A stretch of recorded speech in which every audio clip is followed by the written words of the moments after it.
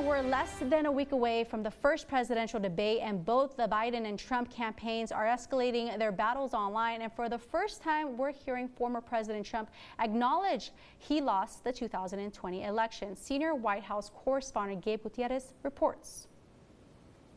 The stage is set for next week's crucial debate. President Biden winning a coin toss, picking the lectern on the right side of the stage.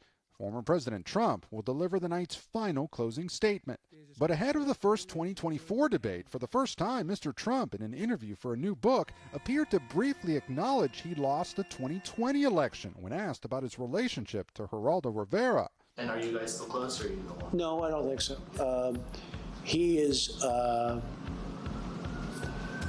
After I lost the election, I won the election, but when they said we won, he called me up 3 or 4 times. Now, with their face-to-face meeting days away, the Biden campaign is accusing the Trump team of using, quote, cheap fakes. What is a cheap fake? Cheap fakes are these deceptively edited videos, and they're a huge part of Donald Trump's campaign strategy. At last week's G7 summit in Italy, this camera angle appeared to show President Biden wandering off before being pulled back to the group by the Italian Prime Minister.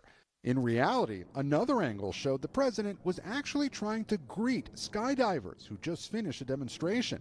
But the Republican National Committee and conservative media quickly amplified the first angle, falsely claiming the president was confused. These deceptive videos are out here because Donald Trump is desperate to distract from his unpopular agenda. Still, it's among a string of clips some Republicans say raises concerns about President Biden's age and ability.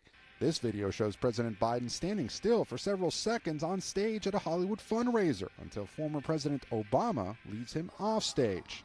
In another, he also stands still as people dance around him during a Juneteenth celebration. The White House says the president did not freeze in these incidents, but was simply enjoying the moment. The Trump campaign insists the clips are not misleading. The Biden campaign is trying to convince the American public not to believe their own eyes. We are simply posting these videos for the world to see and to come to their own conclusion.